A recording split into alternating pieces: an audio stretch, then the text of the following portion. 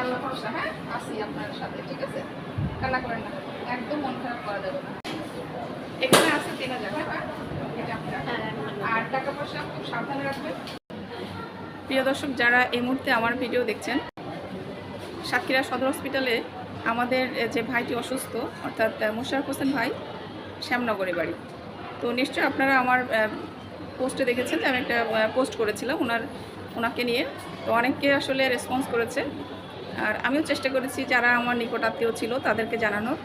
তো আজকে ভাইটাকে দেখতে আসলাম। তো আসলে এই ভাইটার এখন বর্তমান যে পরিস্থিতি সেটা আমি আপনাদের সাথে একটু শেয়ার করব।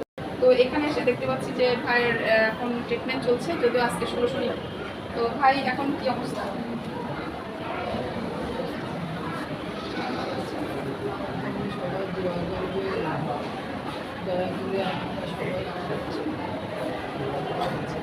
তো এখন পর্যন্ত ওনার চিকিৎসা চলমান, তবে আসলে এই মুহূর্তে ওনার চিকিৎসার যে খরচটা ওনার পরিবার বহন করতে পারছে না। এই জন্য আমরা সবাই সহযোগিতা করছি। আশেপাশে এই ভিডিওটা যদি আপনাদের কাছে পৌঁছায়, অবশ্যই আপনারা সহযোগিতায় হাত বাড়িয়ে দেবেন। কারণ হচ্ছে, দেখবেন যে অনেক মানুষের টাকা আছে কিন্তু আল্লাহ তাকে সুযোগ দেন না, আর কিছু মানুষের আল্লাহ সুযোগ দেন কিন্তু তার সামর্থ্য থাকে না। তো এই মানুষটাকে আসলে সবাই যদি আমরা সহযোগিতা করি, তাহলে উনি হয়তো পঙ্গুত্বের হাত থেকে বেঁচে যাবেন। আর গার্জিয়ান বলতে তেমন কেউ নাই, মা আছে, কিন্তু এই সমাজে আসলে অন্যত্র উনি সংসার করছেন। এই জন্য ওনার সেভাবে তো ইচ্ছা থাকলেও দেখতে পারবে না। তো যারা এই ভিডিওটা দেখছেন, অবশ্যই যদি অর্থ দিয়ে সহযোগিতা করতে না পারেন, তাহলে আপনারা এই ভিডিওটা বেশি বেশি শেয়ার করবেন এবং কমেন্টস করবেন।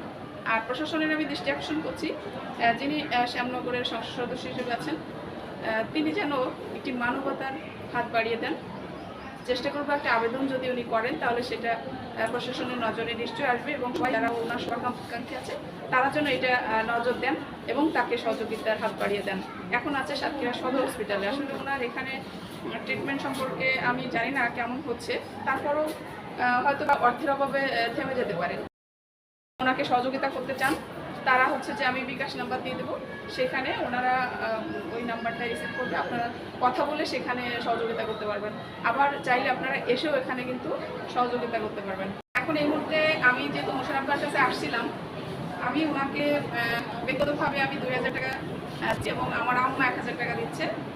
আর হচ্ছে যে একজন ভাই, তিনি হচ্ছেন কালীগঞ্জের, উনি থাকেন বগুড়াতে, উনি আমাকে 1000 টাকা পাঠিয়েছিলেন, সেটা আমি দিচ্ছি। তাহলে মোট 3000, আগে 1000, 4000 টাকা আমি দিচ্ছি। এখানে আছে 3000, হ্যাঁ, এটা আপনার। আর টাকা পয়সা খুব সাবধানে রাখবেন। তো এই আল্লাহ ভরসা। হ্যাঁ, আসি আপনার সাথে, ঠিক আছে?